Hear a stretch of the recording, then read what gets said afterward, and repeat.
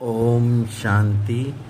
आज बाबा ने कहा, इन कर्मेंद्रियों से प्राप्त सुख अल्पकालिक है, अर्थात विनाशी है, और जब तक आप बच्चों को इनसे प्राप्तियों का रस अनुभव होगा, तब तक आप अविनाशी सुख और शांति का अनुभव सदाकाल नहीं कर सकते। जैसे कि किसी भी सुंदर चीज को देखकर खुश होना, सुख सुविधा के साधनों से प्राप्ति का अनुभव होना, अर्थात महीनता से चेकिंग करो कि मन को कहाँ कहाँ से सुख की प्राप्ति हो रही है। यदि इस देह और देह की दुनिया से ही सुख की प्राप्ति होती रही, जो कि अभी अभी सुख और अभी अभी दुख देने वाली है, तब आप सदा काल के लिए अतीन्द्रिय सुख का अनुभव नहीं कर सकते।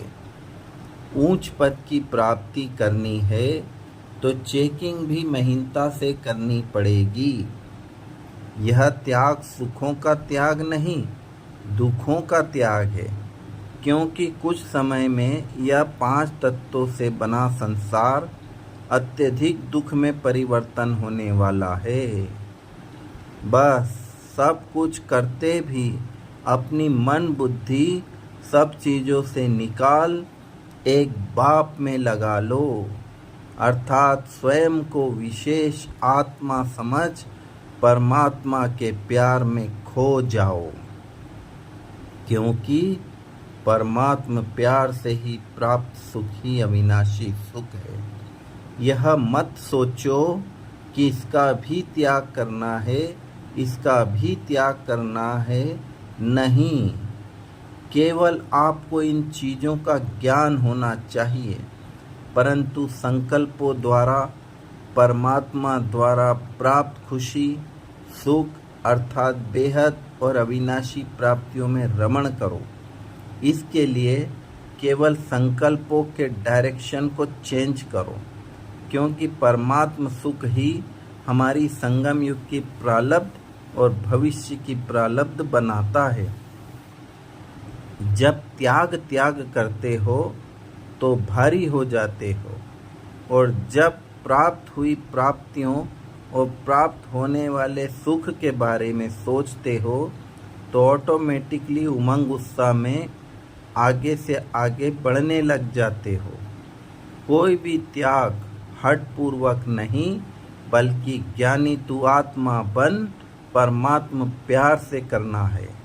फिर वो त्याग नहीं रहेगा, बल्कि ऊंचा भाग्य बनाने का साधन बन जाएगा। यही सच्चा परमात्मा प्यार आप बच्चों को ज्ञान स्वरूप, गुण स्वरूप और शक्ति स्वरूप बना देगा। आप सब बच्चों को बस निराकार शिव बाबा के साथ बैठ अपने ओरिजिनल स्वरूप और ओरिजिनल कर्तव्य की स्मृति में रहना है। अतीन्द्रिय सुख आत्मा और परमात्मा के मिलन में है, न कि इन 5 तत्वों से बनी देह और देह की दुनिया में है। इसलिए इससे संपूर्ण रीति वैराग्य लाओ। यह बहुत सहज है, क्योंकि इस समय बाबा का फुल सहयोग है। बस संकल्पों द्वारा इसे बिल्कुल सहज समझ कर चलो। देखो, यह अतीन्द्रिय सुख आप पूरे कल्प में केवल इस समय अनुभव करते हो, और तो आप हमेशा कर्मेंद्रियों के सुख में ही रमण करते हो। इसलिए इस समय इन कर्मेंद्रियों के सुख से न्यारा होना सहज नहीं लगता।